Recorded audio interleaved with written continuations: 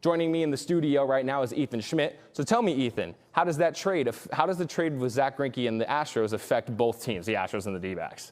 Well, Brian, the Astros pitching lineup is now stacked. You look at Justin Verlander, Garrett Cole, and now you add Zack Greinke into that rotation. My goodness, this Astros team has the opportunity to be one of the best teams in the league now. They may have just catapulted themselves to being favorites to win it all in October.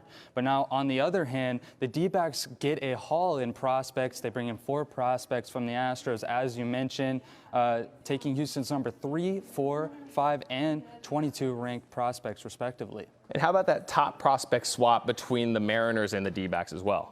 Of course. Well, the D-backs received Zach Gallen, a 23-year-old that's had quality results in 7 appearances with the Marlins this season. He has a 2.72 ERA and just over 36 innings.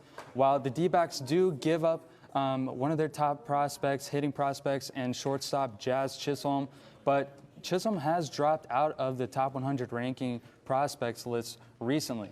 So Mike Hazen, GM for the D-backs, said that Gallen can fit into the back end of the D-backs rotation for the rest of the season, and those pesky injuries to Taijuan Walker and Luke Weaver help push the trade, Brian.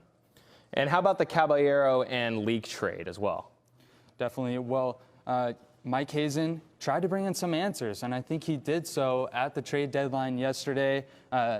The D-backs bring in former Arizona State star and Mike Leake from the Mariners for single-A infielder Jose Caballero. Leake should fit into the rotation right away for much-needed depth. And where do you think the D-backs go going forward after this trade deadline? Well, Brian, it's going to be a tough road ahead for the Arizona Diamondbacks. They enter August a game under 500 and looking to and without Greinke for the first time since 2015. So 3.5 games out of the National League's second wildcard spot, the climb back into the postseason race may be steep for Arizona. Thank you, Ethan. Thanks, Brian.